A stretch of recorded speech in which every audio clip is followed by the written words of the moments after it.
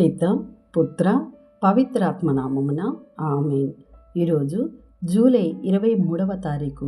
మత్తయి సువార్త 11వ అధ్యాయము 1వ వచనము నుండి 9వ వచనం వరకు. ఆ దినముననే యేసు ఇల్లు వెడలి సముద్ర తీరమున కూర్చుండెను. అప్పుడు జనులు గుంపులు గుంపులుగా ఆయన చుట్టూను చేరగా ఆయన ఒక పడవనెక్కి కూర్చుండెను. జనులందరూ తీరమున నిలుచుండిరి. ఆయన వారికి అనేక విషయములు ఉపమాన రీతిగా చెప్పెను. విత్తువాడొకడు విత్తనములు వెదజల్లుటకు బయలుదేరెను. అతడు వెదజల్లుచుండగా కొన్ని విత్తనములు త్రోవ ప్రక్కన పడెను. పక్షులు వచ్చి వానిని తినివేసెను. మరికొన్ని చాలినంత మన్ను లేని రాతి నేలపై పడెను. అవి వెంటనే మొలిచెను. కానీ సూర్యుని వేడికి మాడి వేరు లేనందున ఎండిపోయెను. మరికొన్ని ముళ్ళ పొదలలో పడెను. ఆ ముళ్ళ పొదలు ఎదిగి వానిని అణచివేసెను.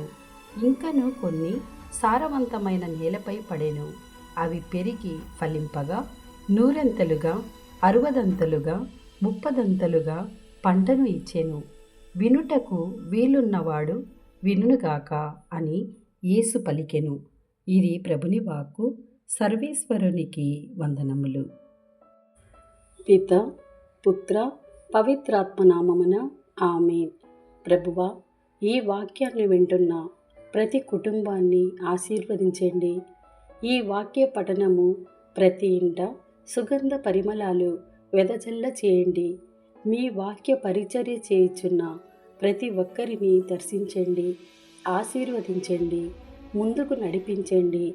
వాక్య ధ్యానాంశము ద్వారా బాధలతో, వ్యాధులతో, సమస్యలతో, నిందలతో, అవమానములతో ఉన్నారు.